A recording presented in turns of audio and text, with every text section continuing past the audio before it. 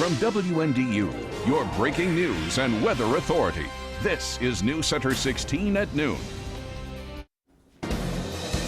It's a big day here in Michiana. It has been 7 years since his last visit, and today President Obama will be making his way to the city of Elkhart. Good afternoon, and thank you so much for joining us. I'm Tricia Sloma.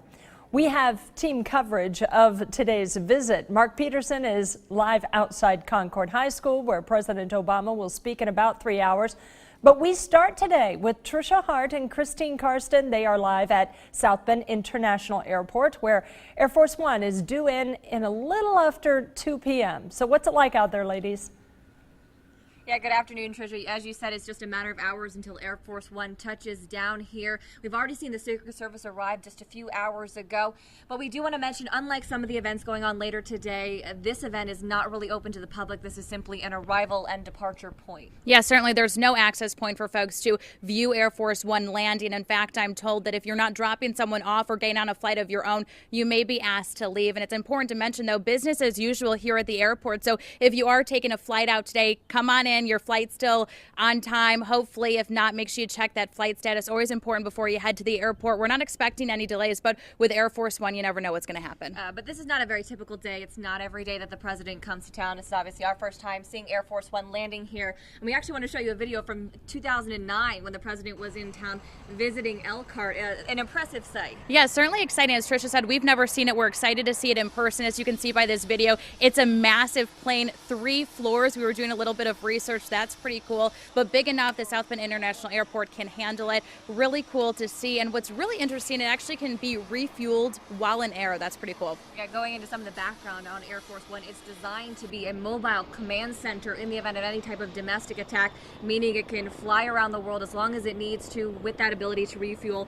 Certainly, it'll be an impressive thing to see land here, of course. Certainly. And as we mentioned, it's going to be landing a little bit after 2, so we're going to stay here for you to make sure we cover that. But if you are traveling on the US 20 bypass, important note for you, because there are going to be some closures there as the president makes his way from the airport to Elkhart. They will be shutting it down in St. Joe County and, of course, parts of Elkhart County. We weren't told specifics about times. They weren't willing to give that to us because of security reasons. But if you do have to travel on the bypass, be conscious of that because it's going to be closed down, as we mentioned. And, of course, you can stick with News Center 16. Christine and I will be coming to you live from the tarmac as soon as we have our sights set on Air Force One during its arrival and again later tonight during its departure. Tricia? All right, you've got things covered out there, ladies. Thank you so much, Tricia and Christine. We'll see you again in just a few hours. Well, from the airport to the presidential motorcade, we'll head east to Concord High School. And as we said, that's right where Mark Peterson is to continue our team coverage. Mark? You know what this is all about. Back in 2009, 3 weeks into the Obama's presidency, he came to Concord to make a promise that if we work together, we can recover. What do you remember about the president's last visit here? I remember a lot of helicopters and TV cameras and just lots of police officers everywhere. Because you guys were how old back then? Like 8. Yeah, we were about 8 years old. I remember my parents telling me about it. They said it was really cool. Did you ever think there might be another opportunity at that point to see him? No, I really was hoping, and now it's coming true. Yeah. I was 8, so I didn't really care. And I was like, okay. You know, a lot of people say young people today don't care, do you, and why? Well, I do now because, we really have to start, thinking about our future and, get, more involved in the world around us. So, What was it for you? Yeah, I mean, I've just always been really interested in politics, and seeing, the most important person in the world is going to be really interesting, I think. You're about an hour away, at least, from getting let in the door. It's a lot of waiting. You think it's going to be worth it? Yeah, definitely. Yeah, that's why we got here early. And we mentioned, you might be wondering, look at the line of people here. Again, about an hour from just entering the building, then a couple more hours and a half probably from hearing the president speak. And you might be wondering if this interrupts the school day. No, school's done, so that's great. So not only are you guys civic-minded enough to want to hear the president, it's not to get out of class. No, thankfully not. Well, again, the speech is until about 3:30 today. We did see some PowerPoint screens that indicate what the president's going to be talking about, $169 million worth of federal stimulus money, spent in the Elkhart area, despite the criticism over the Affordable Care Act. He says every month since that act was passed, or he will say, the number of jobs in the country has increased. So we've kind of seen what the president's going to say. We're waiting to hear what he's going to say and how he's going to say it. Trish?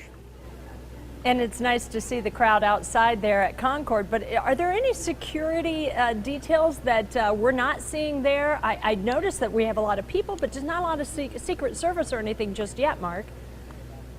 Well, if you pan the other way, we've got the parking lot is well guarded by human police officers and dogs. If you walk by the wrong car, you'll really get a wake-up call.